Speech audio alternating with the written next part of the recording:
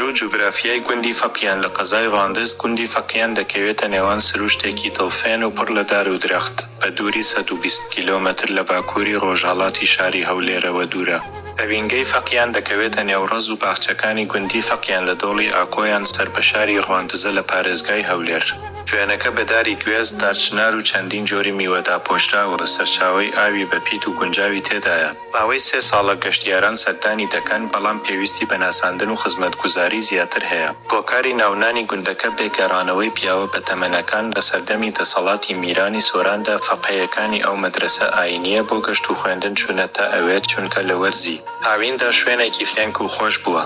کاتێک ئاوەدانی دەستی پێکردووە بە ناوی فەقێیەکان ناوەندراوە، واتە شوێنی فەقێیان. بەژووی دروستبوونی گوندەکە پیاوێک بە ناوی مەحموودی فەقێ حسەنە کە دەسەڵاتدار بووە لە زەمەنی پاشای ڕواندزدا لە کانی ماندکانەوە هاتوۆتە گوندی فەقێیان و ڕێگەی نەداوە خەڵک بڕوات بۆ ئەوێ. خەڵکەکە لە لای میری شکایەتیان لێ کردووە و میریش بە دوای داناردووە. بە وێڕواتر ڕێکەوتون کە 2 جۆگە ئاوی بۆ خۆی لێداوە، یەکێکیان بۆ بەڕۆژ و ئەوی تریان بۆ لای زێڕینە.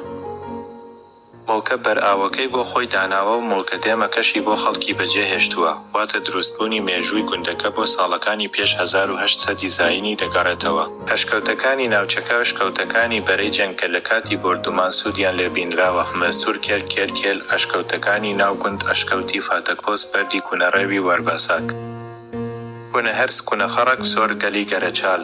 سەرچاوە ئاویەکانی فەقیان گوندێکی دەوڵەمەندە بە ئاو و چەندین کانیاوی لێیە، لەوانە کانی سولیە، کانی ژنانیشی پێ دەڵێن، کانیە بیەوان، کانیە بیە، کۆلی گۆڕاکۆ بەداخەوە کۆلەکان ئێستا نەماون، سەرۆکانی کانیە، کۆختەی کانی مامز، کانیە حاجی عەباسی سەر بۆمان گۆڕە دێمی سترێ. بەرەباب و بنەماڵەکانی گوند بەرەبابە گەورەکان، ماڵەسۆیی گەورەترین بەرەبابن و باپیرە گەورەی ئەوان گوندەکەی دروست کردووە. ماڵە لاس ئەم بەرەبابەش بەشێکی گەورەی گوندەکە پێنن.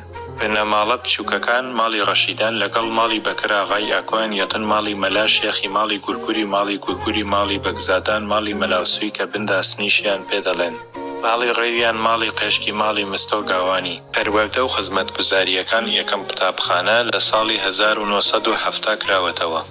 لە ساڵی 1972 بە سەرپەرشتی حەمەزیات قوتابخانەیەکی باشتر دروست کراوە. ئێستاش قوتابخانەکە بە ناوی شەهید حەمەزیات کراوە. خزمەتگوزاریە بەردەستەکانی ئێستا قوتابخانە جۆگای ئاودێری بۆ باخەکان، تۆڕی پەرەڤای گشتی و ڕێگەیەک کە پێویستی بە چاکردن هەیە. پەماری دانیشتوان و وێرانکاریەکان ژمارەی ماڵەکان پێش ئەنفال 75 بۆ 80 ماڵ بووە. ژمارەی ماڵەکانی ئێستا دەماڵ بە ڕەسمی تێیدا دەژین لە هەر 4 وەرزی ساڵدا. پانووی هاوینەی زۆری لێ دروستکراوە کە هاوینان خەڵک بۆ وەرزی گەشت و بەسەربردنی کاتی خۆش دەچنەوە ئەوێ. کاولکاری لە ساڵی 1988 لە کاتی شاڵاوەکانی ئەنفالدا بە تەواوی خاپوور و سووتێنراوە. پێشتریش لە کاتی شەڕەکاندا بەردەوام بۆمباران کراوەتەوە تاوەتەوە. شەهیدانی گوندی فەقیان کۆی گشتی 48 شەهیدانی شۆڕشی ئەیلول، 6 سەنگەر و 1 ئەندامی ڕێکخستن بە محەممەد سیاد، حەمەد ئەمین، ئەیوبەکر حەمەد ئەمین ناسراو بە مام ئەبۆ مستەفا.